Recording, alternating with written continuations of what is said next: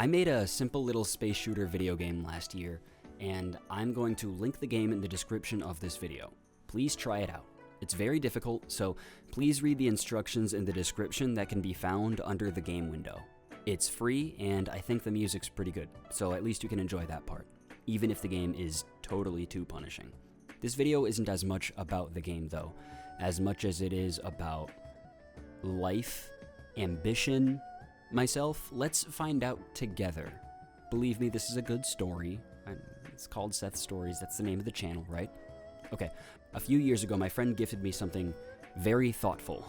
A Udemy course on 2D game development using C# in Unity. C# being the coding language, Unity being the game engine. I had been expressing to him an idea I had for a video game for a while at that point, and he was really helping me set my plans into motion. What an absolute bro. I took the first few classes and got pretty excited right away, but then fell off for a while to produce my EP, which is not very good in the production department, but that's a whole different story.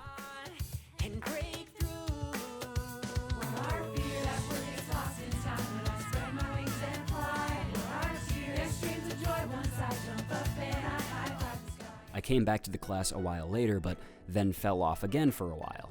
I eventually did finish the course, and ultimately, upon finishing it, decided to test myself to see if I could really make something worthwhile that didn't involve following instructions from the class.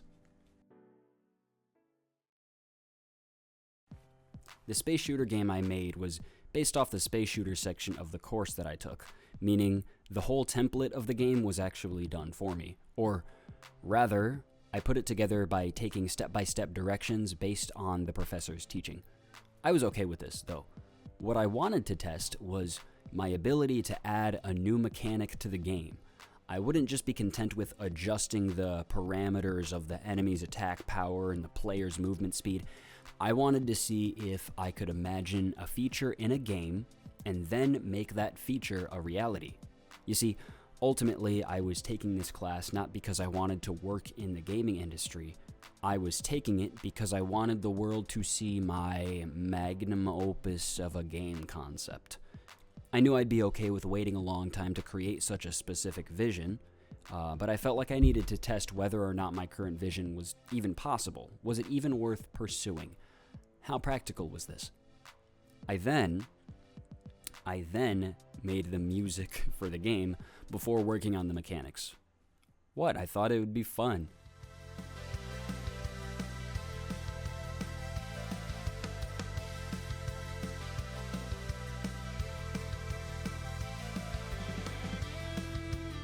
Then I got to working on the mechanics. Deciding that I wanted to make something that I would personally enjoy playing, I cranked up the difficulty with the intention on adding a dodge spin mechanic, like an invincible dodge. I'm a pretty big fan of the tough boss battles in Kingdom Hearts 2 Final Mix, so I'm kind of familiar with the concept of fast-paced chaos that remains balanced and manageable so long as the player uses the tools that are given to them. You gotta utilize your iframes and your mana and everything. Yeah, but creating the spin move was actually very annoying. It was really annoying. Don't get me wrong. I did enjoy the process, and I totally heard a victory jingle play in my head once I had finally gotten it to work.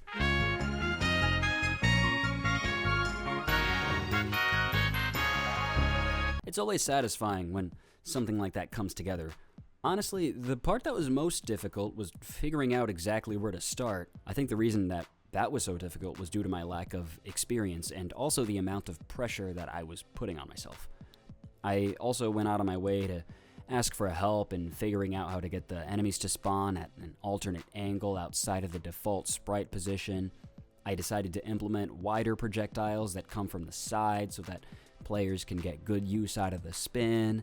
I added something of a boss battle that occurs if the player survives for long enough, and after the boss battle, the game will simply loop. You know, an accidental side effect of implementing the dodge spin was the fact that the player could now fire their lasers in all directions if they time their shots well enough while spinning. It's really difficult to aim your shots with any precision while doing this, but it's not impossible. So I also decided to add a slow-moving row of enemies to the bottom of the screen. These can only be shot by spinning and firing backwards. Did anybody get the golden enemy at the bottom? He's certainly worth your time if you're going for a high score. But this block of code was pretty tough for me, but I got through it. I wanted to feel satisfied with it, but I didn't feel like my ability to make a few changes to an existing template of a game was indicative of my ability to make my own game. So I decided to do another test run. I decided that I was going to make a short game. I was going to make a 2D platformer based on a concept that I had cooked up a few years back. I'm a pretty big fan of Tower of Heaven. It's a very short but incredibly memorable Flash game from back in the day. The game can be beaten in like 30 minutes, but the soundtrack, the mechanics, the story scenario that the game takes place in all make it so just memorable. It has a great identity of its own. I personally have a very strong liking for games that are short but replayable, partially because they're short, and also because maybe shorter adventures are memorable because you can remember a short thing in its entirety, while you can only really remember in detail the best highlights of a longer experience. All I know, man, is that Tower of Heaven, Star Fox 64, and Metroid Dread are all some of my favorite games. And none of those games exceed the 4-hour mark, at least not with practice in Metroid Dread's case.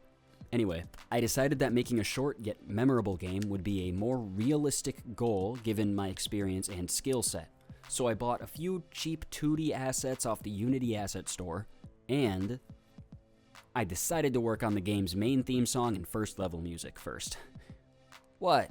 I was excited. The title screen was going to be like,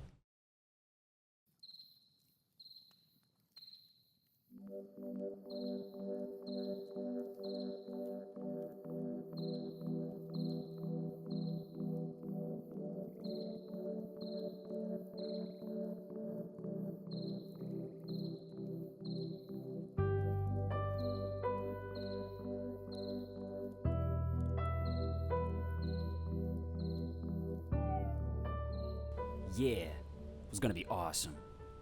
And then the first level music was going to be like,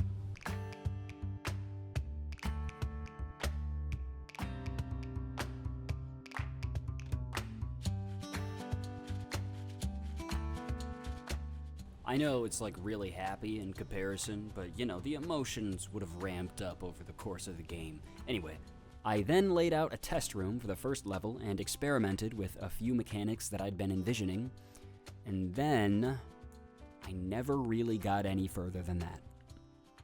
Why? Well, coming up with the game's mechanics is easy. Implementing them is hard. I can practice and, you know, I can get better at making the process go faster, sure. But the stress over whether or not something is doable was a lot of stress during a time of a lot of other stressors. A lack of certainty isn't very discernible from anxiety itself, and a lack of certainty was certainly running rampant at that time in my life. I had my first child shortly earlier that same year, last year, that is, and I knew I'd be turning 30 soon while working on the game.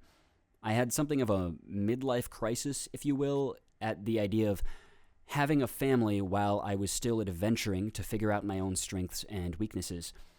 Perhaps crisis is a bit strong of a word for what I was feeling, but I definitely did feel existential. I have heard it said that in this life, you can have anything you want, but you can't have everything you want. My ideas for my game were both lofty and precise. I knew the type of gameplay I wanted it to have, but I'm not really a programmer. I can imagine the character designs, but I'm no artist. I can imagine the story, but I'm no writer. I can imagine the music, but I'm barely a musician. I could see it all so clearly, but I had none of the necessary skills to make it happen. Sure, I could choose to be idealistic and work on a couple of those skills while working with some other people to fill in the remaining skill gap, but networking isn't really my strong suit either. So at the ripe old age of 30, with a wife and a daughter to care for, it was only natural for me to take a step back and question. When is a project just too ambitious? Which pursuits are worth the stress of the learning process? Is doing what you love worth it if the pressure of making a living with it also looms over you all the time. Is your passion something that you really, really care about? Or is passion the thing that you care about that you actually get yourself to do on a regular basis? I have struggled a lot in the past with what I wanted. I resented the incredibly boxy approach to the typical 9-to-5, and even more so, I resented the words that were said to me by those that I care about. Words along the lines of, you need to provide, you need to be realistic. While I resent those notions, to be honest, I do understand the sentiment. When you're a person that generally values adventure over safety, your loved ones will typically try to pull you down from your high back down to earth. They do this not because they don't love you, but because they do love you, and they want you to be all right. I'm still not a person that values safety over adventure, and honestly, I still feel the need to create things. I still feel the need to be my own boss, or at least to work in an environment where I have lots of creative and personal control. However, making a video game, having a child, turning 30, all around the same time, really taught me a thing or two about reality, I guess. You can't really intuit your way to your dreams. Well, most people can't anyway. You need a plan. I know that I don't want to worry so much about financial responsibility that I do something that I hate day in and day out as I watch my life pass me by. I also don't want to watch my life pass me by as I flounder around through unfinished creative projects. I needed to ask myself something different. Not what would you do if you could do anything, but what will you do? Because you can do anything. And, well, once I stripped back the game development part of my 2D platformer, I was left with a story and a couple of songs. I decided at this point that it would be cool to restructure my story into a spoken children's book. As in, I could narrate the story while the pictures play out like a slideshow. That way, I could still utilize the music I created. This idea is still up in the air. I wrote the first section of the book, and I have the music for the video version. I've always had the music first, and I don't shy away from writing down concepts. If I had a nickel for every unused YouTube script and unfinished music track on my computer, I'd probably have like $1.25 or something, which isn't a lot. I guess I could get a candy bar or something. All that said, I know what I will do. I'll always do whatever needs to be done for my family, I'll always write down my thoughts, and I'll always make music. These things don't need to be my career or my financial livelihood. But if I could choose, they would be. And so, I will put in the work. I have decided to open up a Patreon so that those that wish to support me can do so. Now, this video probably ended up a lot more existential than you were expecting it to, so I wish to clarify that this is not a cry for help or anything. I have a job. With that stated, any support I receive would be incredibly helpful in giving me a tiny bit of wiggle room with the amount of time that I can spend creating things. My studio has been on fire lately, if I can say so myself. If you're interested in hearing the full version of the Follow the Fireflies theme song, you'll be able to hear it right now on Spotify. My patrons can download it, and any other future songs I make right off of my Patreon page. My next song is already done and will be up very soon. I'm extremely excited about this one. I make most of my music from scratch, but the music for this upcoming one was produced by an extremely cool hip-hop artist. It was a lot of fun writing lyrics and performing on top of one of his tracks. I really hope you guys look forward to it. In regards to this YouTube channel, by the way, I'm going to kind of feel it out. I've got a few videos planned and written, and the editing has begun on one of them. It should be noted, though, that editing videos to the degree of, say, this video takes a lot out of me. My future videos will still have the same writing and narration style, but I suspect my editing will have to become a bit simpler. One more thing, the economy is terrible, so please do not feel any pressure to give anything at all. Be responsible, and don't support someone financially if it wouldn't be wise for you to do so. If you've made it all the way to the end of this video with me, Thank you so much. Have a fantastic day. See you soon.